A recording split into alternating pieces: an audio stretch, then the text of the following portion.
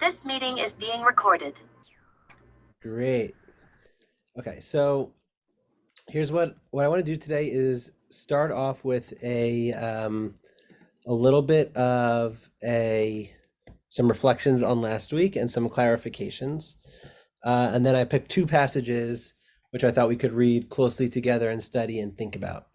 So the first thing I wanted to address is that Buber is a hard thinker to study and to read. He doesn't always write, as Lance noted so beautifully last week, like he's really a poet more so than a philosopher. And the philosophy department at Hebrew U agreed with that.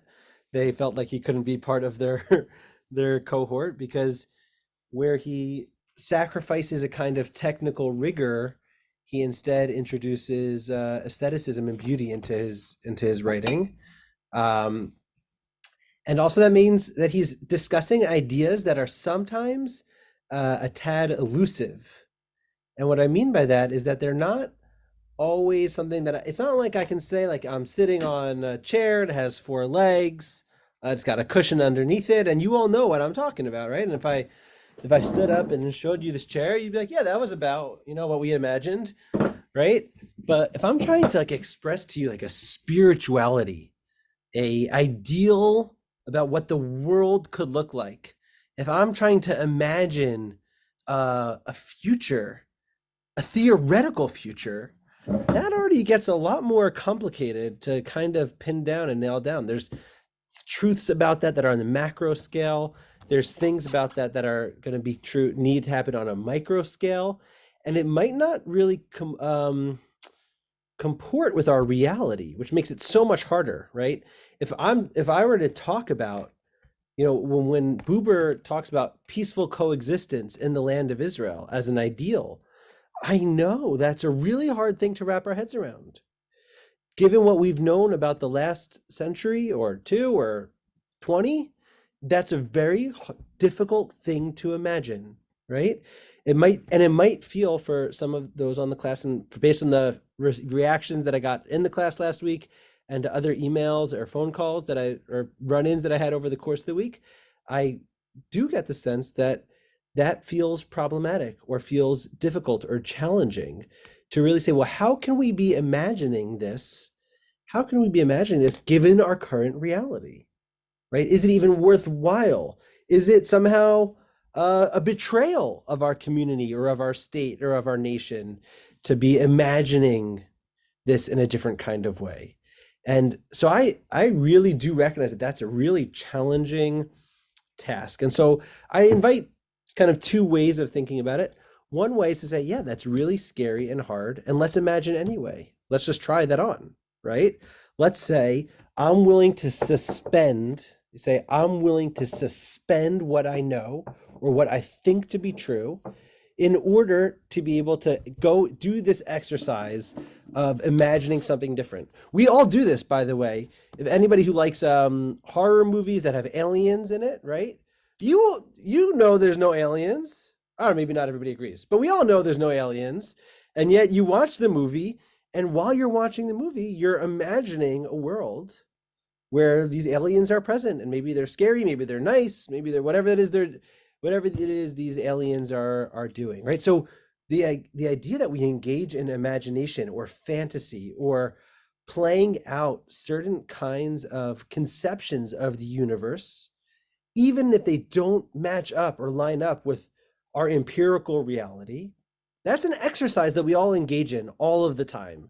And when we consume media, when we're sitting at a table and we say, well, we wish, why can't there just be two good presidential candidates? Why do we always have all these crazy, whatever the thing is that you say, you're imagining some other kind of way that the world could work. And I want us to, when we read Buber, to be trying to do that. And I think if you're trying to do that, you can suspend on some level the reality that you know. I'm not saying you have to ignore it, or not saying you don't have to take it into account. I'm not saying you have to form your political views, or not pushing any political philosophy or belief. I'm saying try on that experience of imagining what is the world or the values that Buber is trying to put forward. Okay, and I would say, like, you know, if like I'm choosy in what we do that with, right? Like, God forbid, Chas v'shalom would ever ask somebody to, put your mindset and put your head in the mindset of the Nazis. Like, God forbid, right? We don't have to imagine everything, right? Some things we get to choose to say. That's too hard. I'm not willing to imagine that.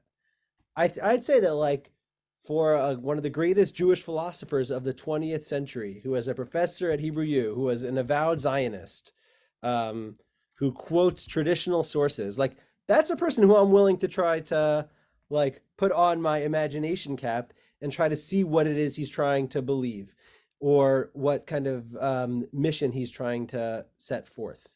I can then choose to say, oh, that's something I want to subscribe to, or that's something I disagree with, or there's too much reality that gets in the way for that to ever happen. Let me, put it down and never think about it again. But I think there's a real value in having that imagination of trying that on, of seeing how that plays out. That's the first thing. The second way of thinking about it is to say, listen, I can't try it on. Knowing that he was part of a group that became advocates for a binational state, it's too problematic for me. It's just too hard for me to imagine. I having Medinat Yisrael as a Jewish state, as always having a Jewish character, is just so essential to the way I think about Zionut, to the way I think about modern Judaism, to the way I think about my mission, that I'm not willing to try on or entertain some of the ideas or values that Buber's putting forward. And I really, really respect that. That's not my position, but I really respect that that might be a line for you. And if that's the case, then I would say, do this reading with us in an academic way. I'm not of trying it on and embodying the spiritual ideals that he's presenting, but just say, listen, we're going to read these ideas. We're going to try to understand them. We can critique them. We can respond to them. We can, approach it with a little bit of dispassion and say, hey, this was a thinker. He was in the academy. He gave these lectures. What did they mean? What was he trying to say? What did it mean in its time? And just try to gain an understanding of this person's philosophy, of this person's worldview. And it doesn't have to implicate you in any way, right? You can, I think most of us on this phone call went to university or some kind of higher education or the equivalent at various points in our life. And so you did that, right? You may be a total progressive socialist and on economics, and you might have read Adam Smith, right? You might have read John Rawls. You may have read Plato or Socrates or Thomas Aquinas, a Christian philosopher, right? Like, we've engaged with things or people or ideas that we disagree with. And that's also an okay posture to have. So those are the two postures I want us to offer, which is why I think this is that's just like why we're allowed to read this book. Because I know for some people they felt like really upset, or they walked away from the class feeling like, hey, this isn't representative of my shul, or this isn't representative of my religious Zionist philosophy. Why should I be studying it? And so I think between either trying on the values, understanding what it is he's trying to say, or just at least studying it on an academic level to know, hey, this guy, Martin Buber, who we all have heard of from I Thou, was a figure in the Zionist movement in the first half of the 20th century. He was the editor of the Zionist newspaper. He was editor of Zionist journals. He was part of the experience of that time, and therefore he's a worthwhile person to think about and study. And I think for me, what's particularly powerful and interesting, which I said last week, and what I want to say again this week, is that even though he wasn't observant in the way that we think about religious observance today, he was incredibly religious in terms of a certain kind of spirituality and a certain kind of belief that there was a mission from God. And he was incredibly knowledgeable. Like, I read this book and it reminds me of any one of my rabbanim, any one of my rebbeim, in terms of the knowledge, the ability to close read, the ability to bring ideas out from the text. And for those reasons, I think it's really worthwhile and powerful to read. Are there any comments or reactions to kind of the introduction I've just said, or things that if you've been sitting with since last week that you wanted to put on the table? Because I do want to kind of surface those before we spend a little time studying some text. Yeah, Bev. Um, I have to say that since last week, I'm looking forward to this class so enormously. I was just hoping there would be nothing to keep you away from it. And I think you did a good job of selling it to people who were not so interested. Uh, I think it will be a big tribute to the show and to you to take a person like Martin Buber and try to teach it with the class. And what could I say? I thank you for going through this enormous effort, which it is to try to unpack what he says. I tried it myself, it didn't work. So maybe in this situation it will work. Thank you, Bev. Thanks for that comment. I love having you as a reinforcement and as a student, as a teacher. It's Yes, right on. my privilege is mine.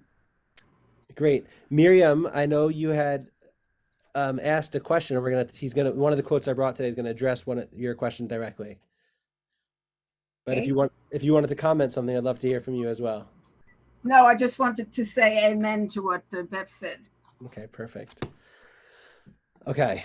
Any other comments? You don't have to be afraid. This is for those who've been in my classes before, it's an open forum. I'm not afraid of I'm not afraid of any of your opinions. I welcome them, and I think your honest reactions and responses really just help give the class the integrity it needs to be a functioning learning environment. So if while we're reading, there's something you feel very excited about or something you feel very concerned about, please don't hesitate to comment in that way. Yes, Bert. Yeah, I still don't understand, what it means to be spiritual. Yeah. It's just, I feel attached to God somehow or another. I mean, I have no idea how you do that. One of the things that I think of is the mitzvahs, to the whatever extent we do them, is a way of connecting to God. I don't see how I feel spiritually attached to God. I don't get it. Mm-hmm. So I think so. We'll see today, Bert, that Buber has more than just a kind of like new age amorphous spirituality of connection, but that it's one of action in terms of relationship to the land, how we relate to the land, working the land, to kind of the world that we're trying to build. And so that he sees that as a spiritual mission. When I say spiritual, I use it as a word to recognize that he isn't connected to mitzvot and ritual observance in the way that we're used to, but he's very much connected to the idea of mitzvot and obligation, just in a little bit of a broader context. But I hear the issue, and I will say that as we read, we'll take it slow so that we can really get a sense of what he's getting at. But I appreciate your point, Bert. Danny, hi. Hi, Rav Ezra. I buy your point that we should study thinkers we don't agree with just for academic reasons, to become acquainted with them. But if so, how come someone like Meir Kahane isn't included in your series of modern Jewish thinkers? He's got a viewpoint too. Why isn't he included? Okay, that's a really good question. I think, I mean, I could answer you in a few ways. The first way is that when we were putting together this series, we decided we would each teach somebody or something that we were interested or curious about sharing and learning about. And so each of us kind of got to choose the people that we were engaged with at the time, or things that we thought would be interesting to share. So it didn't necessarily go through like a rigorous process of who should we include and who shouldn't we include. So that's like the very pragmatic approach. But in terms of if like we were doing an overview of 20th century Zionist thinkers, a series of something like that, then 100% I would say it would be valuable to study Kahana in that context. Does that respond okay to your question? Okay, I look forward next year. Danny, maybe you'll help us craft the curriculum. Gladly. Okay, awesome.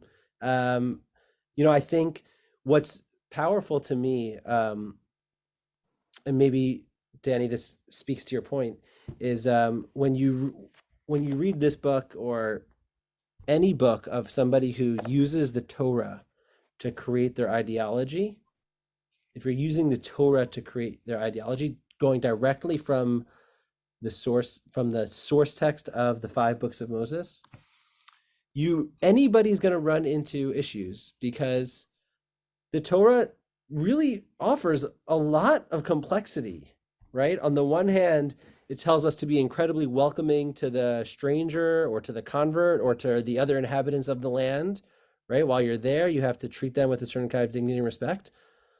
Also, the conquest involves genocide, right? In the way we use the term today. For anybody who read Parshat Matos, they have a war with Midian. This is last week's Parsha. They have a war with Midian. They kill all the men in the war. Okay, it's a war. The women come to Moshe. The soldiers come to Moshe, and Moshe says, "You left all the women alive? They were the ones who brought on the sin in the first place. Go back and slaughter them." So, that's a hard thing for me to read. I could say, we could talk about conquest. We could talk about the importance of survival. We could talk about anything you want to talk about.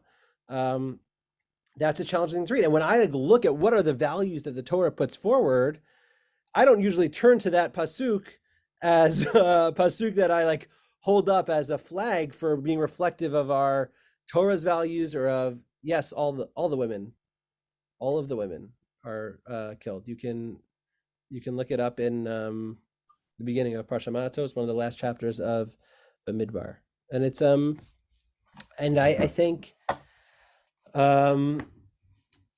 that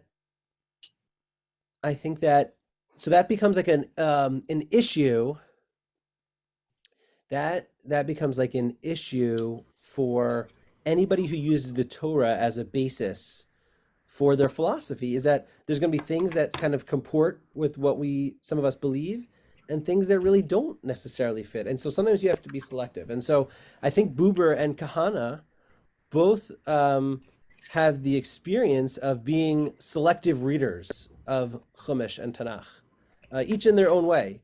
And so we're not doing a full study now, but I think, Danny, actually that would be a very interesting voices to read side by side, because of course we know that their political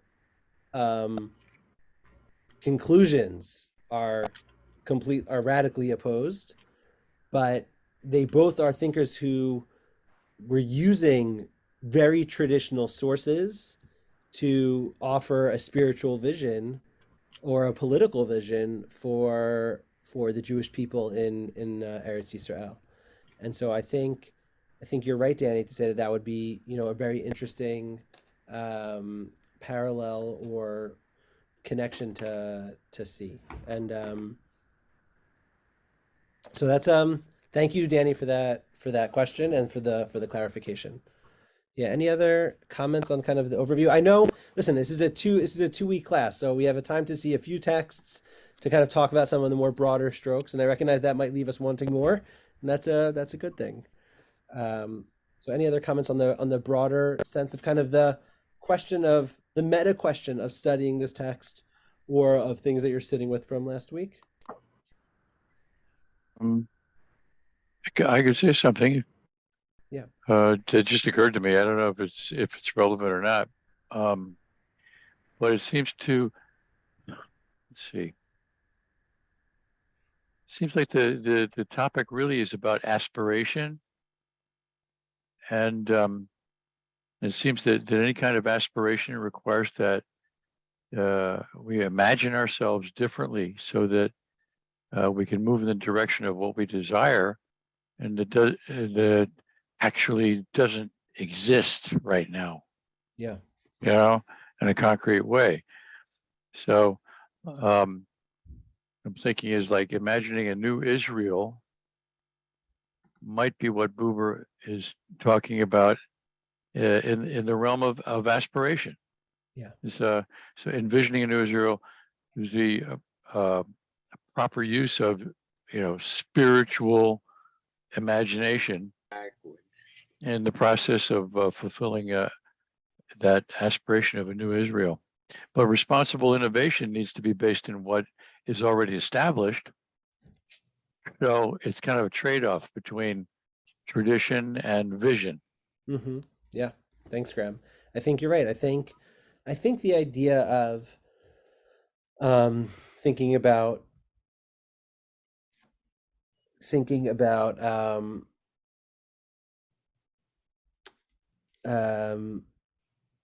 Buber as offering a vision is a really powerful framing, right?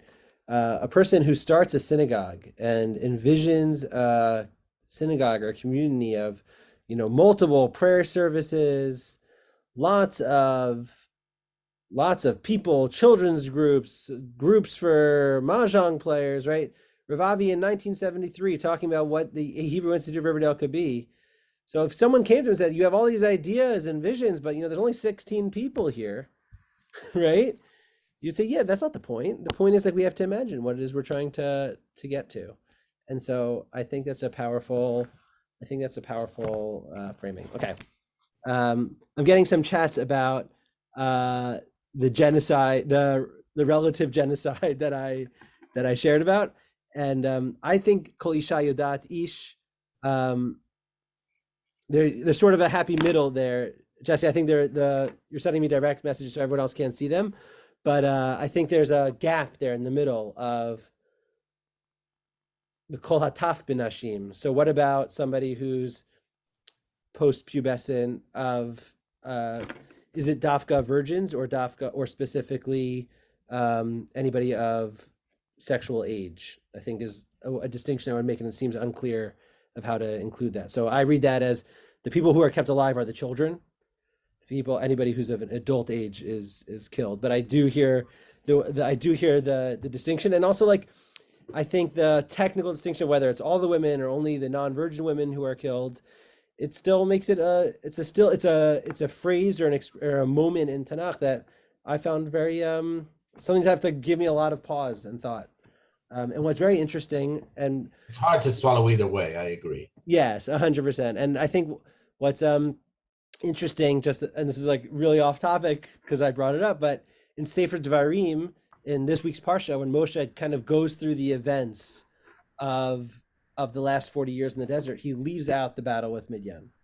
He mentions, we've just had the war with Og, Melech Bashan, and we had the war with the Amori, but he does not mention the conflict with Midian, which is, I think, very curious or telling that this is not an episode that necessarily wants to be referenced again or returned to.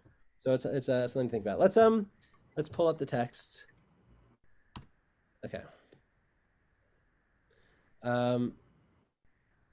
So in this section, let's read a little bit. We'll go paragraph by paragraph. And what's going on here is Buber talking about planting, growing, seeding, working the land as kind of the primary metaphor and non-metaphor for what it is the Jewish people are supposed to be doing in the land of Israel. Okay, so I grew up in Bnei Akiva, right? And I'm getting Estelle. You don't like that I grew up in Bnei Akiva? Yeah, you shook your head. No, so I grew up in you're muted, Estelle, but I grew up in Bnei Akiva, and the Hachshara camps ended before I ever was born, but the idea of Torah va'avodah, right? Torah and toil, Torah and work, as kind of a founding principle of Zionism. The labor movement, the idea that like physical work in the land is a embodiment and a goal and a aims for the land. And so Buber is going to relate to that aspect of Zionism, and I wanted to look at that together with you now. Do I have a reader for It Is Not a Blessing? And when he's saying it's not a blessing, he's talking about the blessing of for the Jewish people being on the land. Yeah. If Who's gonna- nobody else will do it, I'll do it. Please, Bev, thank you. It is not a blessing, however, that falls into the laps of the idle. God's gracious favor is destined for the work of the man on the field which he has been set to till, for Israel's work in its own land. The Haggadah regards So here, just Bev, Haggadah here is the way the phrase Agadah, right? So this is rabbinic, not the Haggadah like the Haggadah of Pesach, right. but any agadic material, any kind of non-legal material that the rabbis are present in the Talmud or in the Midrash.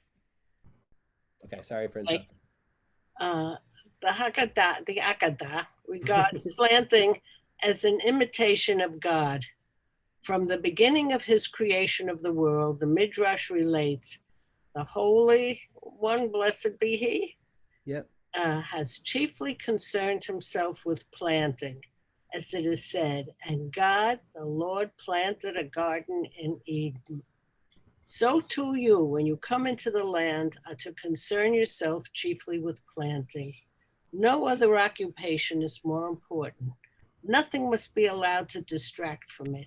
If your hand is busy with planting and they say to you, Messiah is come, finish your planting first and then go out and receive him. Okay. More? Let's pause there. Yeah, Bev? More? You want me to read more? No, I think let's pause there. And so Okay. who can tell me what he's saying here?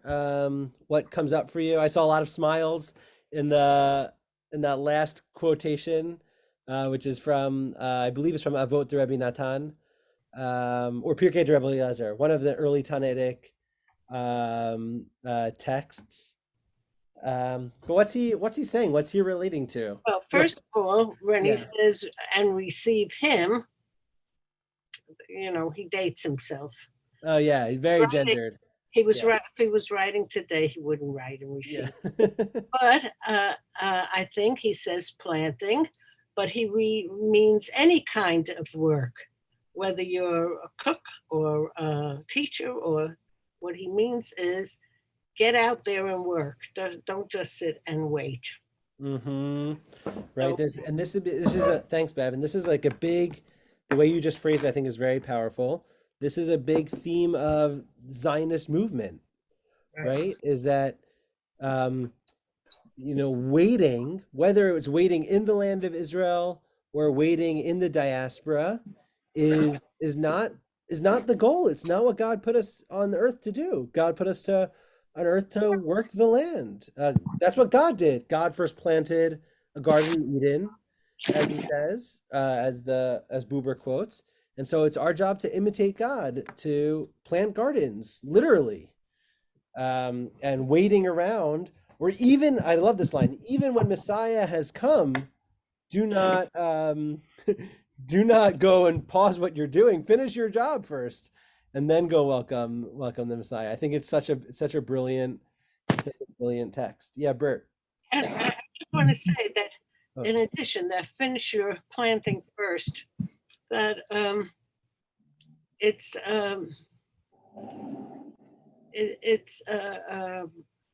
first you need food for the people who come. So the very first beginning that you have to do is go out and plant. And what he's saying is, make sure that there's sustenance for the people who are there. Very interesting, right? That dealing like on Maslow's hierarchy of needs, like taking care of people's food is just is like the ultimate, is the precursor to everything. Beautiful, Bev. Bert? Yeah, this is very much in line, with what Ben Gurion's philosophy was, that, the working the land and being farmers and everything like that is exceedingly important.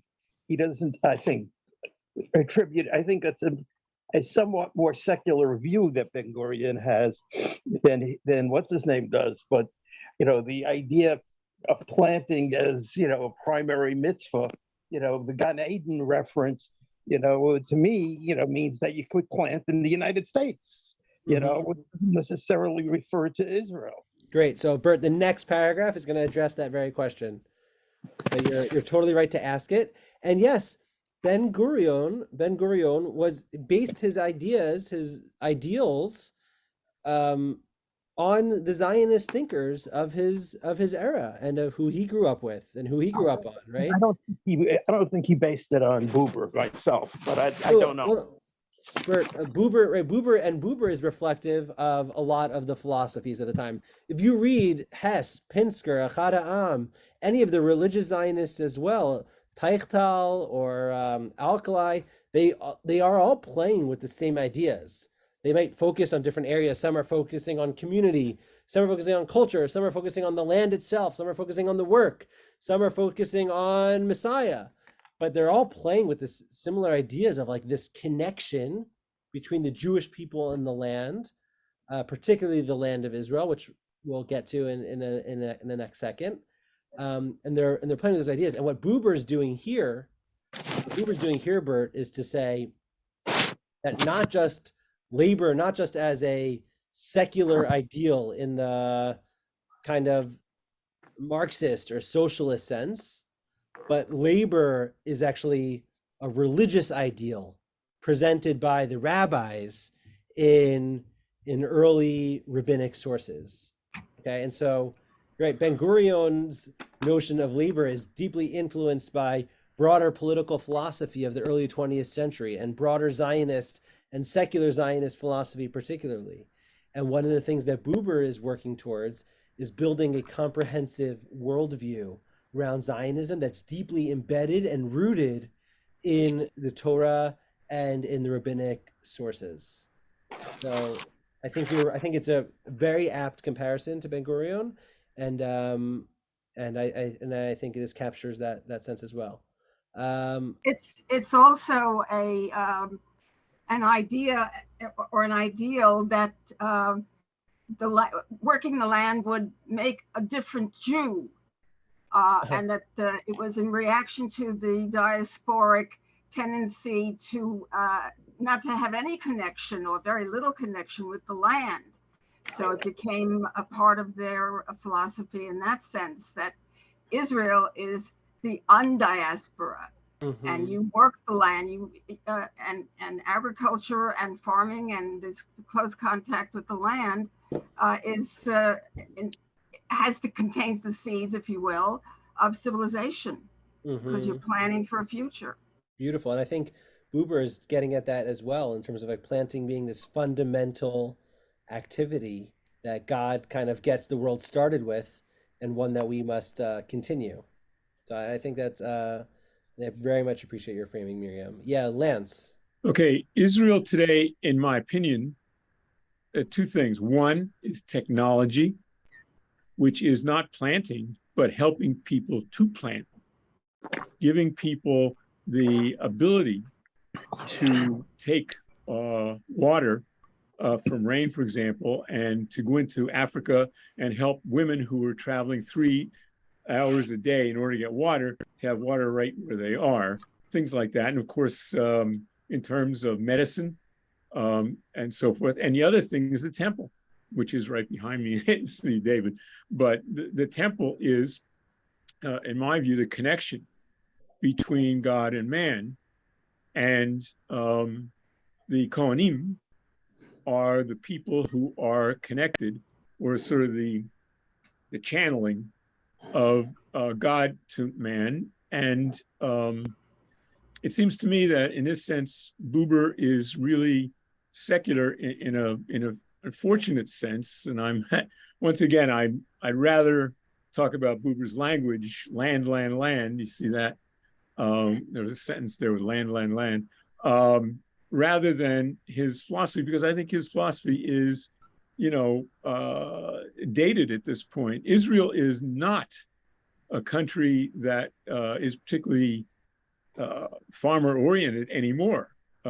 Israel is now a country that provides the entire world with technology, and it's one of the main reasons why we have the Abraham Accords and many, many, many situations where Israel is suddenly respected and connected to many, many countries in the world that are, in a sense, anti-Semitic. And it's because Israel has so much to offer, incredible technology and thought and everything else to offer. And the other side of the coin is, of course, the temple, which is a flashpoint for the world. I mean, it's, you know, it's a place where the Haredi destroy bat mitzvahs and things like that. And it's just unfortunate from my point of view that we have this particular attitude. My recollection is that when Moses turned over the leadership to Joshua, Moses also turned over the connection to God to the Kohanim, and that Joshua needed the Kohen. Am I correct? Joshua needed the Kohen in order to make the decisions, the Urim and Thummim. And I think that that's much more important than. Can I break through? That's just my please? opinion, folks. Thanks, Lance. In just one slight difference, may I say something? Yes, Estelle. please. Contrary to what Lance was saying, was it Lance talking about not being agricultural? On the contrary, they are introducing all kinds of agriculture to Europe and to Africa and all over the world. They're developing all kinds of foods that can stay alive for longer periods of time. They've got a whole industry, the Volcani industry, which spends its entire essence doing nothing but agriculture in its various forms. I mean, the fact that publicity is not given to it doesn't mean that it isn't. And when they're thinking of recapturing the rest of the Negev, that's going to go a lot for agricultural purposes, regardless of what the advertisements say. Thanks, Estelle. Estelle, I'm with you 100%. That's exactly what I wanted to say. I want to read to you guys a beautiful selection from the book. It's not one of the selections I had chosen, but your talking made me think about it. One of the questions that Buber deals with, and for those who really need to stick to the text, thanks for bearing with me as I kind of jump around a little bit based on people's questions or comments. And Graham, I see your hand. I'll call on you next. Buber addresses the idea of the sanctuary, about that being God's place or God's house or God's connection with the land. And one of the questions he has to address is, why would God, choose one people and one land? Like, what about universalism? What about the whole world? How come God isn't connected to all of humanity? What would it mean that God, is so focused on this one place and one people? And this is what he says. He says, God promises the sanctuary that God's eyes will be, as it were, only there. But just because they are there, just because they are there, they are in all places. Sorry, it's a little bit confusing. Okay. He says, the idea is he's trying to compare this idea about God being located in the sanctuary or seeing the sanctuary and God having a more universal approach. And he says, and the other statement means that God only keeps Israel, but by keeping Israel, God keeps everything, which means that Israel is the medium through which God preserves and keeps humanity as a whole. And likewise, the land of Israel is the medium through which God transmits God's care for the whole earth. This idea, which is a continuation of the national universalism of the prophets, also manifests the parallelism of people and land. And so his idea is that part of the vision, part of the spiritual ideal for Israel is to do exactly the thing that you were saying, Lance, that Israel that has the potential to be, that with the right work and the right placement, they can be a model for the world. And here we're talking about being a model for the world in terms of agriculture or technology. And Buber is thinking not only that kind of technical work, but also a model for the world in terms of spiritual ideals, in terms of what it means to be a people in a land, how we treat those around us, what are the values that we're modeling as a land. And I think you're right, Lance, that on a world stage, Israel does model so much of that through its technology, and through so many aspects of its accomplishments, both in terms of modeling and also literally sending missions for relief and for teaching people how to farm and everything like that. So I think it really speaks to something that's core to what Buber believes and how Buber addresses the question of why the focus on Israel? Why not something more universal in terms of where it takes place or how it takes place? Graham, please forgive me, but my house is a house of prayer for all peoples, Isaiah 56:7. And I think that Buber, where certainly his ghost is here, but I think he would quote that as a way of being more universal. He does quote that. Okay. Fascinating. Great. What Graham, and then I want to see a little bit more. Yeah. Okay. I just wanted, this is what came up for me. In Zen Buddhism, people make a big deal out of, quote, enlightenment, but there's a slogan in Zen called chop wood, carry water, quote unquote. And so before so-called enlightenment, you chop wood and carry water, which is kind of a poetic way of saying work. Mm-hmm. And after enlightenment, you don't go to some high exalted status or experience or self-involvement, spiritual or otherwise. You don't get stuck on yourself. And by that, and then after enlightenment, so-called enlightenment, it's debatable what that is, but after enlightenment, you chop wood and carry water, just like you did in the beginning. Thanks, Graham. So chopping wood and carrying water is the way of working with a workable world as it is. And you're not the priority, the work is the priority. Beautiful. Thank you, Graham. Thank you. Bev, will you continue? And this land is not merely the land of? I think Ted wants to say something. Oh, please, Ted. Go ahead. I don't, it's not so much I want to say something as I want to ask something. Yes. Didn't we allude a little way back in the lesson that this planting was also a metaphorical statement about God creating the earth? Mm-hmm. So if that's an accurate understanding of the metaphor, then what is God? I mean, what is the Messiah that God is waiting for after creating the earth or planting? His planting is creating the world. I take back God's planting is God's reference to the act of creation. Beautiful.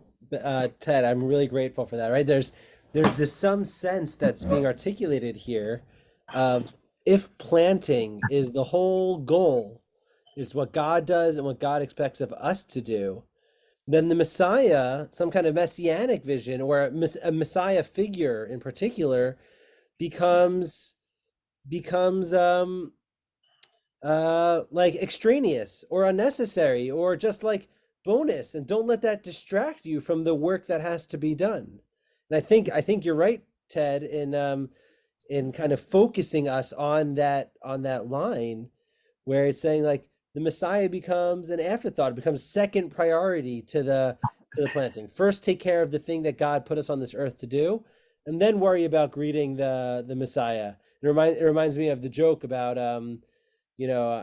how do we greet when Messiah arrives and the people say, "Oh, you can't be Messiah. You're wearing the wrong hat or the wrong jacket or the wrong kippah or you're the wrong gender," or whatever it is that people would say to Messiah. I think there's a powerful thing here of saying like, what is and this speaks to what Graham brought up as well. Like, what is the work we're set out to do, and being focused on the Messiah, the individual, is kind of the wrong approach. it's also making me curious, Ted, as I'm reading this, if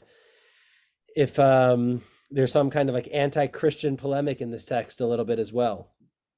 Of you're the Jewish people, you have work to do. Don't get hung up on who the Messiah is or whether that person is Messiah. First, you do your job, and then we'll talk about Messiah. So I think that's a very I'm very grateful for you highlighting that for us, Ted. So the implication is that mankind or woman and womankind, since my view of God is in a metaphoric, again, view, androgynous, but God's view is that we're far from ready for the Messiah. There's plenty more planting to do. Mm-hmm. Mm-hmm. That's what I deduce, what everybody has been saying, that we're still in very much the planting stage with regard to a world of peace and joy and production and no more hunger, freedom from fear, freedom from want, etc. Yeah. Shall I continue? Yes, please. Thank you. This land is not merely the land of special favor, it is also the land of special work. And the underlines are mine, not Buber's. So just Okay.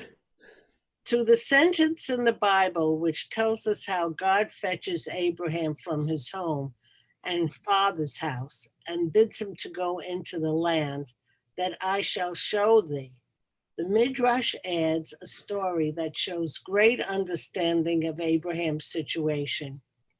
Abraham has received the command from a divine voice not to travel into a definite land, but to move on until he comes into a land where the voice will tell him that this is where he must stay. From this point, the Midrash goes on. While Abraham was traveling through Aram Aharaim and Aram of Nahor, he saw the people eating and drinking and acting wantonly. Then he said, let me have no share in this land. But when he reached the slopes of Tyre and saw the people busy with weeding and weeding time and hoeing time, he said, let me have a share in this land. Then the Holy One, may he be blessed, said to him, I will give this land to thy seed. The land whose people carefully tends the soil, entrusted to it, and carries out the seasonal tasks of the land at their proper time, is the land of true grace. Okay, beautiful. What? Estelle? You have to unmute, Estelle. Estelle, you have to, I can't hear you until you unmute. All right, I have a question. Is Yes. this Buber talking or claiming that God is talking? The Buber is anything here. This Buber is paraphrasing. Yeah. Buber is paraphrasing the midrashic text. I find that is very, supercilious, frankly. I mean, who is he to decide how people are behaving wantonly or not? Maybe in their eyes, they're not behaving wantonly. Why should he think that hoeing and whatever is the only way to do things? Only. Well, this is that disturbs me. He's quoting a midrash about Abraham. So this is the rabbis in the midrash, Estelle, trying to imagine Abraham's experience of traveling to the land of Israel, and kind of what? I'm sorry. I'm tired of the rabbis trying to imagine things. Why don't they just take it as it comes? I think it's literally the conversation we're having about this class. I'm sorry. No, it's okay. I think there's this struggle, and I forget who said it last week, right? There's this struggle with Zionism in general that the Zionists struggled with as well. Like, is there something special about the land of Israel? Is there really something special about it? Right, if it's about Jewish safety or a home for Jewish people, does it have to be that house? Right, and this was a live conversation. Whether people really took it politically seriously or not, we could debate, and I'm sure depending on your viewpoint, have lots of feelings about it. But the idea of saying, right, let's say I want to spend time with my family, or I want to move in with my family. Does it have to be in my childhood home? Could we pick a new house in a new town, right? Maybe we can accomplish the same things. We can put the same artwork on the walls. We could sing the same songs, cook the same food. Does it matter whether it's the house I grew up in or not? And we could say, well, some ways yes, and in some ways no. And so I think part of what Buber is getting at here, and part of what Zionism tries to get at, is to say that there's this there's this historical connection to the land of Israel, right? Which Buber is trying to honor. But B, not only is there a historical connection of the Jewish with the land of Israel, there is something particular or something unique about the land of Israel, okay? That it has some kinds of qualities or something that happens there that is, I don't want to say supernatural, but that is holy or special in a way that the rabbis identify, in a way that still resonates for us today, in a way that comes through to Tanakh. And for Buber, the thing is that makes the land special is that it's the land that God chose. And that choosingness of the land is something that Abraham himself experiences, but not because he saw the land as something that God chose, but at least according to the rabbis, because he saw that it was a place where people could work hard and people could accomplish something and people could do things in their right times, that it could be a land of grace, it could be a land of connection with God. And that and the Torah itself presents a distinction, Estelle, between Israel and Egypt, right? Egypt, as we know, had the Nile River, which, other than the times where there was either a terrible drought or terrible flooding, which for the most part they knew how to manage, but there was something they could get water from the Nile. But Israel was always dependent on rain, as you know, and part of the modern technological advances is they actually removing the dependency from rain, which is it's a curious, I mean, not really, but getting in that direction, which is like a curious development in how we think about rain on a theological level, because rain for the rabbis, and Buber has a whole section on this as well, rain comes to symbolize the opportunity to connect, for the Jewish people and God to connect, because we have to pray for the rain, we have to ask for the rain, and that's a moment of connection. But Miriam, one of the things I wanted to add here is, I think his framing here is that part of being in the land of Israel is about working hard and about tilling the land, caring for the land, whether it's literal or metaphorical. And I think the idea of people, the way the prophets describe, many of you study Isaiah with Rev. Stephen, the way the prophets will describe kind of materialism or wealth in the land of Israel as deep signs of corruption that God wants to correct for. Buber feels that way as well. It's not about the being a land of blessing is not merely the land of special favor. It is also the land of special work. It is a place where people have to work hard, where people have things they're trying to accomplish, and not just about being in a place that's blessed or wealthy in that way. And I think, my sense is that Zionism and the modern state of Israel really does carry that ethos in a lot of ways. The working hard, the not taking the land of Israel, the state of Israel for granted, the idea that we're here to accomplish something, to build a beautiful society, that feels like very resonant with the way that I think so many of us think about Medinat Yisrael and the way that Medinat Yisrael thinks about itself.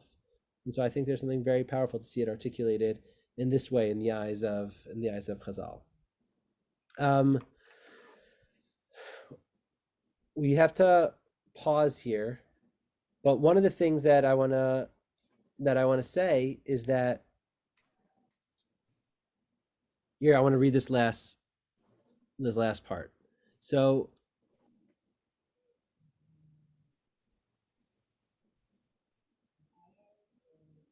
the Haggadah is deeply penetrated by and this I think builds on the idea we're saying. The Haggadah is deeply penetrated by the consciousness derived from the Bible that this decay of the supreme possessions of the people is due to the falling away of the people from the giver. Here too the land is the foreground.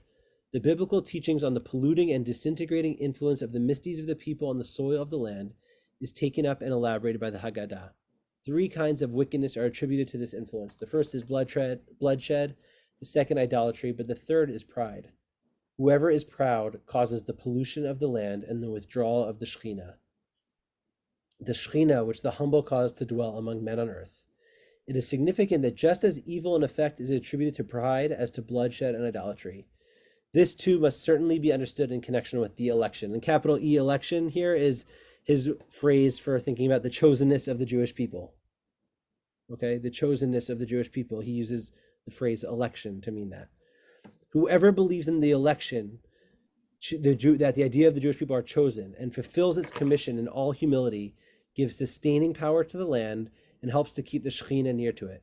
But whoever makes the election, the idea that the Jewish people are chosen, a motive for haughtiness, whoever imagines himself protected and exalted by it, instead of being laid under an obligation and set to work by it, weakens the land and sets the Shekhinah against it.